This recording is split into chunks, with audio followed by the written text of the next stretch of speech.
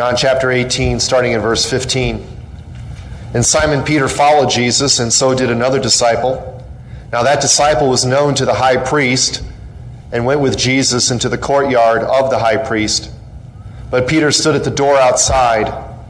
Then the other disciple, who was known to the high priest, went out and spoke to her who kept the door, and brought Peter in.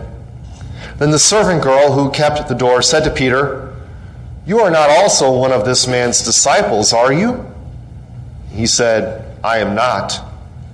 And the servants and officers who had made a fire of coals stood there, for it was cold, and they warmed themselves. And Peter stood with them and warmed himself. Now drop down to verse 25. Now Simon Peter stood and warmed himself. Therefore they said to him, "You are not also one of his disciples, are you?" He denied it and said, "I am not." One of the servants of the high priest, a relative of him whose ear Peter cut off, said, "Did I not see you in the garden with him?" Peter then denied again, and immediately a rooster crowed. Thus far, the reading of God's holy word.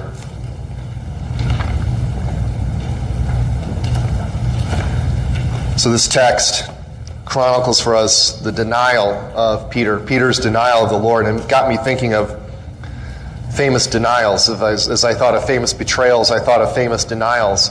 And the two that come to mind are presidential denials. Okay, so going back in our history of U.S. presidents, the first one that comes to my mind, of course, was Richard M. Nixon, who got busted in Watergate. And he was famous for denying his implications in the Watergate scandal by saying,